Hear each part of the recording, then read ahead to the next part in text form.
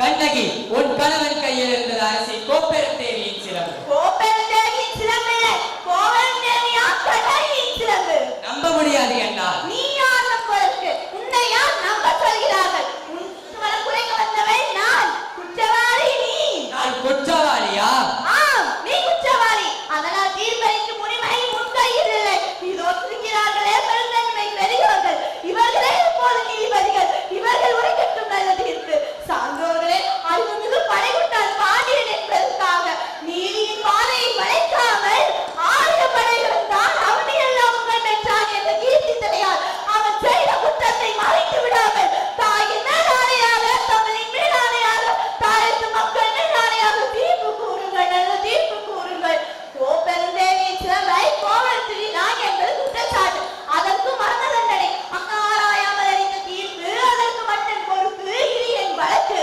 ஆதாரம் இதோ இந்த சிலம்பு. இதற்கு இணையான மற்றொரு சிலம்பை தான் என் படையாளர் நிற்க வந்தான். பாவிகள் அவரை கொன்று குவித்து விட்டார்கள். அப்படியானால் தேவி அணிந்திருக்கும் சிலம்பு அவைகளை ஒன்று என்னுடையது. அதை உன்னால் நிரூபித்து காட்ட முடியுமா? அதற்கு அடையாளம்? அடையாளம் வேண்டுமா? அடையாளம் 1000 கேள்விகள் என்னை கேட்டு உன்னை குற்றமற்றவனாக ஆக்கிக் கொள்ள துடிக்கின்றாயே. இப்படி ஒரு கேள்வி நேருக்கு நேரில் அத்தானை கேட்டிருந்தால் நீதிபன்மான் நெடுஞ்செழி என்ற பெயர் உனக்கு நிலைத்திருக்குமே. என் அத்தானின் உயிரும் தங்கி இருக்குமே. மெய்நிறுத்தி என்ன பயன்? இறந்து போன என் கணவனை எழுப்பி தருவீர்களா? வெட்டுண்டகளை ஒட்டி தருவீர்களா? முடியாது, உங்களால் முடியாது. ஆனால் ஒன்று, உயிர் போடுதான் தொங்கிய என் அத்தானின் தலை போய் உங்கள் தலைகளையும் தொங்க வைக்கிறேன். உங்கள் நீதி போனதால் நேர்மை போனதால். மதுரை பாண்டியா, உனது மனைவியின் சிறப்பிலேயே உள்ள பறவைகள் முத்துக்களா இல்லை மாணிக்கங்களா? முத்துக்கள், அதுவும் கொற்கை முத்துக்கள். என்னுடைய சிறப்பிலேயே உள்ளவை மாணிக்க பறவைகள். அப்படியா? எங்கே பார்க்கலாம்? தேவி இப்படி கொடு. இதோ பார்.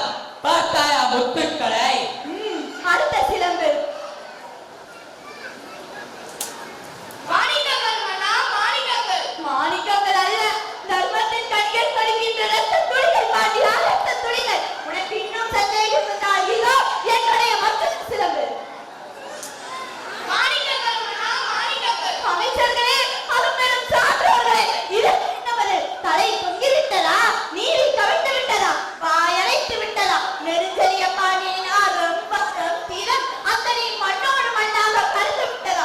ஐயோ, ஏன் இந்த வாட்டம்? தமிழகம் சிரிக்கிறது பாண்டியா, சிரிக்கிறது. நீ தலைப்பிடித்து நிற்பதை பார்த்து தமிழ்நாட்டு மறைநூல் திருக்குறள் கேலி பேசுகிறது பாண்டியா, கேலி பேசுகிறது. உன் நீதி வழங்கிய செய்தி கேட்டு யானை சென்னை 1000 எதிர்த்து வந்தாலும் அது நாடு தலைமுறையாமல் பறி நடக்கும் உனது வீரம் எங்கே? வீரம் எங்கே? வெற்றி திருப்பாடி எங்கே? எங்கே? எங்கே?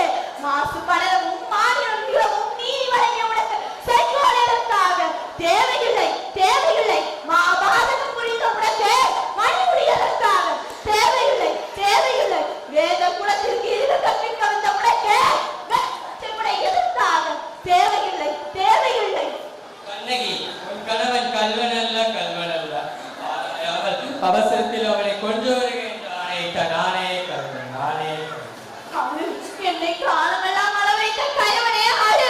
என் காதலனை, என் கண்ணாளனை, என் கண்ணிலை மணவாளனை துடிக்க துடிக்க கொண்டு விட்ட பாவியாடு. நன்றாடு. தமிழே, தாயகமே, என்னை மன்னித்து விடமா, என்னை மன்னித்து விடு.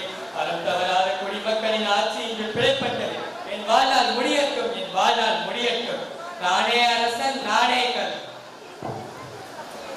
அரசே, அரசே, சாய்ந்த வெண்கொற்ற கொடையை உயிர் கொடுத்து நிமிர்த்து விட்டீர்கள். இனி என் உயிர் தங்காது, என் உயிர் தங்காது.